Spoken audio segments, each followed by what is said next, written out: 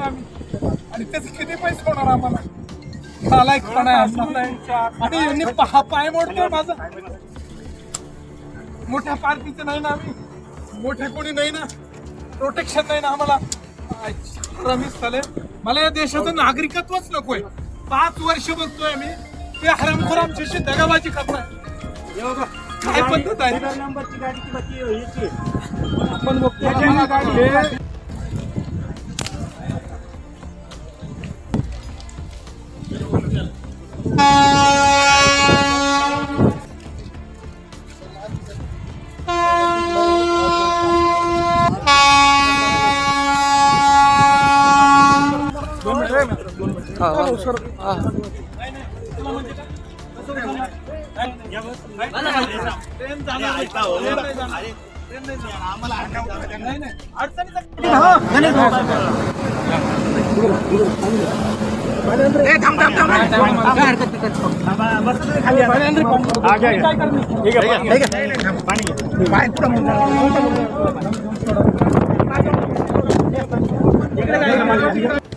आमचे कांदे पोरांचं लग्न बनून त्याला दरवर्षी हरामखोर दलाल पैसे कमावताय.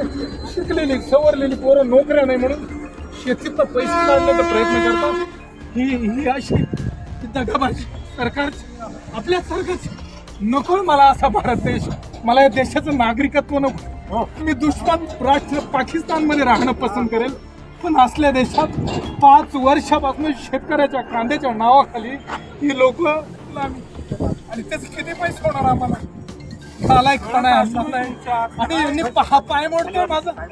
मोठे कोणी नाही ना, प्रोटेक्शन नाही ना आम्हाला. रमेश साले, मला या देशाचं नागरिकत्वच नकोय. 5 वर्ष बघतोय मी ते हरामखोर आमच्याशी दगाबाजी करताय. काय पद्धत आहे? नंबरची गाडी किंवा ती ह्याची आपण कुठं चाललं? आम्हाला रेल्वे जाऊन द्यायला काहीच अडचण नाही, पण तुम्ही एकदा मालाची शहानिशा करा. आणि एकटा म्हणा 2-2 हात खेळायला. आता पोलीस प्रशासनाला बिगर नंबरची गाडी दाखवली का तिच्यावर कारवाई करा. तिच्यावर कारवाई त्यांनी केली नाही, ती गाडी निघून गेली आणि आमच्यासारखी निर्दोष माणसं आम्हाला पकडून बाजूला केलंय.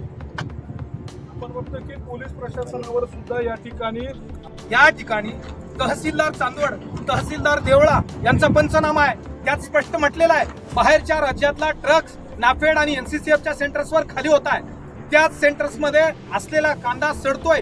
कृषी अधिकाऱ्याचा त्या ठिकाणचा पंचनामा आहे. तो काय म्हणतोय, पुढच्या 8 दिवसात हा कांदा टिकणं शक्य नाही. 5, 10, 15 MM तो कांदा आहे, त्याला कुठलाही रंग नाहीये, त्याला आकार नाहीये, त्याला कुठलाही पडदा नाहीये. असा कांदा पुढच्या 8 दिवसात सडणार आहे. त्याला होऊन झाले आता 20 ते 25 दिवस. 20-25